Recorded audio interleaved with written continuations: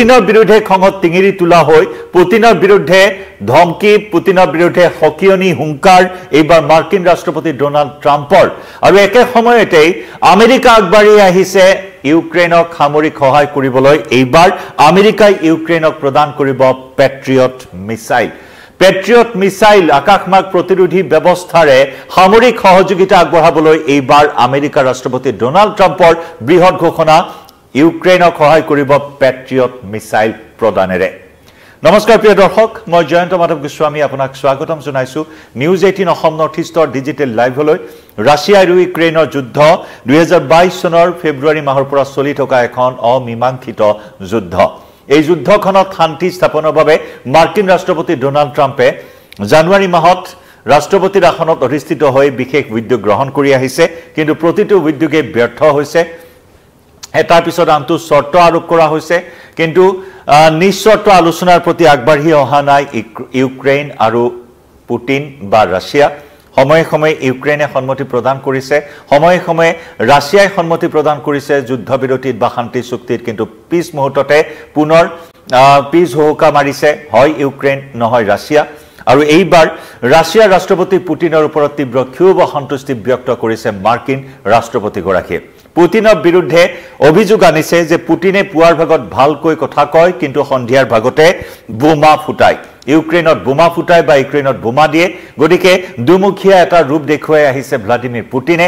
ৰাতিপুৱাৰ ভাগত কথা পাতিলে ঠিকই সন্মতি প্ৰদান কৰে কিন্তু পিছ মুহূৰ্ততে যেন উলটা খৰ মাৰে পুতিনে আৰু সন্ধিয়াৰ ভাগত বোমা নিক্ষেপ কৰে ইউক্ৰেইনত এটাৰ পিছত আনটো সৰ্বাত্মক আক্ৰমণ চলাই গৈছে ইউক্ৰেইনৰ বিৰুদ্ধে ৰাছিয়াই এটাৰ পিছত আনটো বৃহৎ আক্ৰমণ চলাই গৈছে কেতিয়াবা যদি 5 শতাধিক ড্ৰোন মিসাইলেৰে আক্ৰমণ কৰিছে কেতিয়াবা আকৌ 7 শতাধিক ড্ৰোন মিসাইলেৰে আক্ৰমণ কৰি তছতছ কৰিছে কিভকে ধৰি ইউক্ৰেইনৰ কেইবাখনো চহৰ ইতিমধ্যে নিজৰ দখললৈ নিছে ৰাছিয়াই গতিকে পৰিস্থিতি ক্ৰমাৎ জটিল হৈ পৰিছে ইউক্ৰেইন ৰাছিয়াৰ এই যুদ্ধখনৰ পৰিস্থিতি যি পৰিস্থিতি হাম কটাবৰ বাবে মাৰ্কিন ৰাষ্ট্ৰপতিগৰাকী এটাৰ পিছত আনটো প্ৰস্তাৱ দিছে কিন্তু সেই প্ৰস্তাৱত ৰাছিয়াই কোনো ধৰণৰ বিশেষ এটা ইতিবাচক সঁহাৰি আগবঢ়োৱা নাই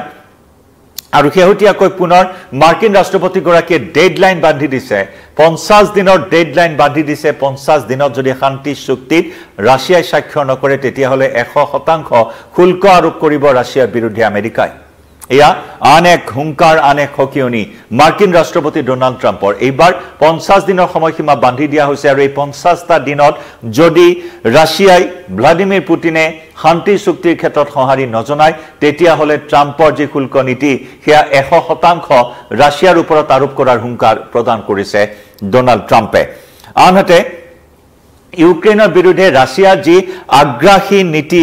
আগ্ৰাসী কাৰ্য চলাই আহিছে আক্ৰমণেৰ যি আগ্ৰাসী ৰূপ দেখুৱাই আহিছে পুতিনে ইউক্ৰেইনৰ বিৰুদ্ধে তাতেও খৰ্গহস্ত হৈ পৰিছে ডোনাল্ড ট্ৰাম্পে ৰাছিয়াৰ এই আগ্ৰাসী কাৰ্যক লৈ যথেষ্ট উদ্বেগ প্ৰকাশ কৰি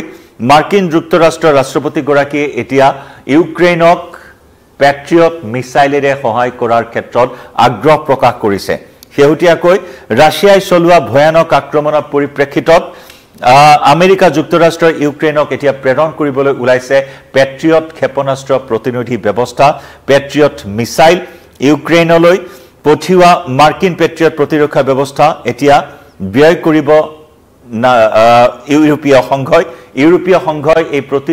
প্ৰতিৰোধী ব্যৱস্থাৰ বাবে সকলো ব্যয় বহন কৰিব ইউৰোপীয় সংঘই এই কথা ইতিমধ্যে আমেৰিকাই স্পষ্টকৈ জনাইছে আমেৰিকাৰ পৰা এই ব্যৱস্থা প্ৰদান কৰা হ'ব ইউক্ৰেইনক আৰু তাৰ ব্যয় বহন কৰিব ইউৰোপীয় সংঘই অতি শীঘ্ৰেই মাৰ্কিন ৰাষ্ট্ৰপতি ডোনাল্ড ট্ৰাম্পে নাটোৰ সচিব প্ৰধানক সাক্ষাৎ কৰি কেনেদৰে ইউক্ৰেইনক সহায় আগবঢ়াব পৰা যায় কেনেদৰে সামৰিক সহায় আগবঢ়াব পৰা যায় সেই বিষয়ত আলোচনাত মিলিত হ'ব নাটোৰ সচিব প্ৰধান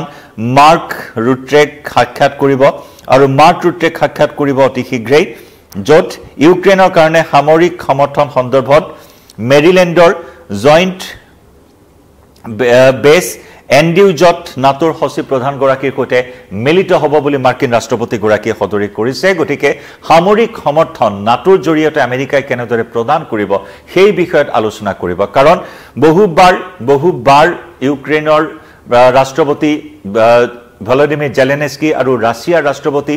ভ্লাদিমিৰ পুটিনৰ সৈতে আলোচনাত মিলিত হৈছে ডোনাল্ড ট্ৰাম্প আনকি এনেকুৱা পৰ্যায় পাইছিলগৈ যে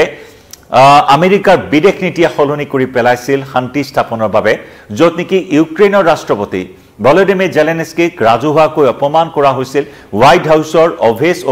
অভেল অফিচলৈ মাতি পঠিয়াই তাতে ককৰ্থনা কৰা হৈছিল ভৎসনা কৰা হৈছিল ইউক্ৰেইনৰ ৰাষ্ট্ৰপতি ভলোদিমিৰ জেলেনস্কিয়ে যুদ্ধৰ পৰা পিছ হুহুকি নহাক কেন্দ্ৰ কৰি তীব্ৰ ককৰ্থনা কৰিছিল ৰাজহুৱাকৈ চূড়ান্ত অপমান কৰিছিল ৰাষ্ট্ৰপতিৰ দায়িত্ব গ্ৰহণ কৰাৰ পিছতে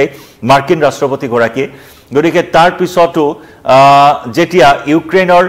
ৰাষ্ট্ৰপতিগৰাকীয়ে যুদ্ধৰ পৰা পিছ হুহুকি নহাৰ কথা উল্লেখ কৰিছিল তাৰ বাবে সমালোচিত হৈছিল একেদৰে আমেৰিকাৰ বিদেশ নীতি সলনি কৰি ট্ৰাম্পে বিদেশ নীতি সলনি কৰি ৰাছিয়াৰ পক্ষত থিয় হৈছিল ৰাছিয়াক সমৰ্থন জনাইছিল ৰাছিয়াৰ ৰাষ্ট্ৰপতি ভ্লাদিমিৰ পুটিনক সমৰ্থন আগবঢ়াত সমগ্ৰ নাটো বাহিনী হতভম্ব হৈ পৰিছিল সমগ্ৰ বিশ্ব এক প্ৰকাৰ অবাক হৈ পৰিছিল মাৰ্কিন ৰাষ্ট্ৰপতিগৰাকীৰ ভূমিকাক লৈ বিদেশ নীতি যি সময়ত ৰাছিয়াৰ আগ্ৰাসী নীতিক লৈ আমেৰিকাই হৰব হৈ আছিল অনবৰতে তেতিয়া প্ৰাক্তন ৰাষ্ট্ৰপতি জো বাইডেনে সৰ্বতোপ্ৰকাৰে সহায় কৰিছিল ইউক্ৰেইনক ৰাছিয়াৰ বিৰুদ্ধে চলি থকা যুদ্ধখনত গতিকে তেনে সময়ত নতুন ৰাষ্ট্ৰপতি হিচাপে দায়িত্বভাৰ গ্ৰহণ কৰাৰ পিছতে বিদেশ নীতিয়ে যেন সলনি কৰাই সকলোকে অবাক কৰি তুলিছিল মাৰ্কিন ৰাষ্ট্ৰপতি ডোনাল্ড ট্ৰাম্পে গতিকে সেই ট্ৰাম্পে পুটিনক সমৰ্থন কৰি যেতিয়া সফল নহল যুদ্ধবিৰতিৰ ক্ষেত্ৰত শান্তি স্থাপনৰ ক্ষেত্ৰত সফল নহল মধ্যস্থতাকাৰী হিচাপে ব্যৰ্থ হল আৰু তাৰ পিছত এতিয়া আন এক নীতি এই মুহূৰ্তত গ্ৰহণ কৰিছে যে এইবাৰ নাটোৰ জৰিয়তে সামৰিক সমৰ্থন আগবঢ়াব নাটোৱে ব্যয় কৰিব সকলো খৰচ আমেৰিকাৰ পৰা পেট্ৰিয়ট মিসাইল অত্যন্ত শক্তিশালী এই পেট্ৰিয়ট মিসাইল এতিয়া প্ৰদান কৰা হ'ব ইউক্ৰেইনক ৰাছিয়াৰ আক্ৰমণ প্ৰতিহত কৰিবৰ বাবে এক শক্তিশালী আকাশমাৰ্গ প্ৰতিৰোধী ব্যৱস্থা য'ত নেকি অতি শীঘ্ৰেই শত্ৰুপক্ষৰ পৰা অহা মিসাইল ইন্টাৰসেপ্ট কৰাত সক্ষম অতি শীঘ্ৰেই সেই মিসাইল ধ্বংস কৰাত সক্ষম ক্ৰুজ মিসাইলৰ পৰা আৰম্ভ কৰি ব্যালিষ্টিক মিসাইল এডভান্সড এয়াৰক্ৰাফ্ট সকলো এফালৰ পৰা ধ্বংস কৰি পেলাব পৰা এই শক্তিশালী আকাশমাৰ্গ প্ৰতিৰোধী ব্যৱস্থা পেট্ৰিয়ট মিসাইল প্ৰতিৰক্ষা ব্যৱস্থা এই ব্যৱস্থা এতিয়া প্ৰদান কৰিব ইউক্ৰেইনক নাটোৱে তাৰ ব্যয় বহন কৰিব গতিকে নাটোৰ সচিব প্ৰধানৰ সৈতে বৈঠকত মিলিত হৈ এই ক্ষেত্ৰত কেনেদৰে আগবাঢ়িব পাৰি ইউক্ৰেইনক ৰাছিয়াৰ আক্ৰমণৰ পৰা ৰক্ষা কৰিবলৈ